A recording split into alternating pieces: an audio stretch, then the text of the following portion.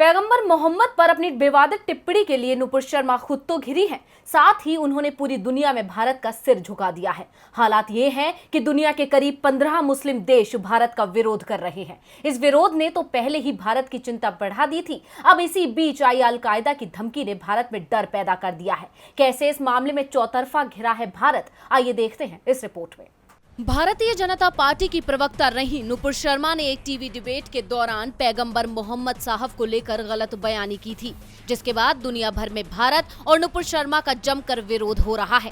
इतना ही नहीं, अब नुपुर की गिरफ्तारी की मांग भी तेज हो गई है।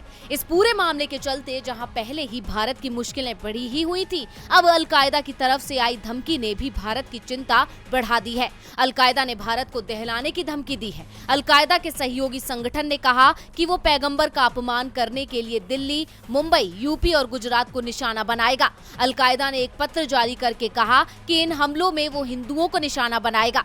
अलकायदा ने ये भी धमकी दी है कि वो पैगंबर के खिलाफ बोलने वाले हर शख्स की जान ले लेगा। वहीं संयुक्त राष्ट्र ने भी हाल ही में चेतावनी दी है कि अलकायदा कश्मीर से लेकर पूरे भारत में अपनी गतिविधियां बढ़ा सकता है।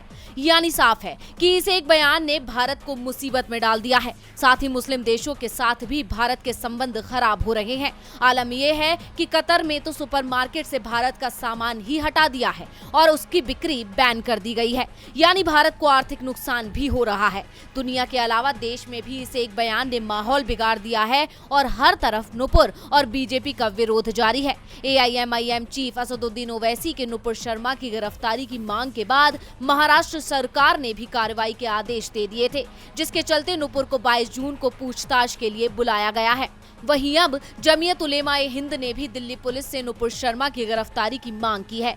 वहीं इस पूरे मामले पर विपक्ष जहां शुरुआत से ही बीजेपी को घेरता आया है, वहीं अब एक बार फिर कांग्रेस सांसद राहुल गांधी ने ट्वीट कर बीजेपी को आड़े हाथों ले लिया है।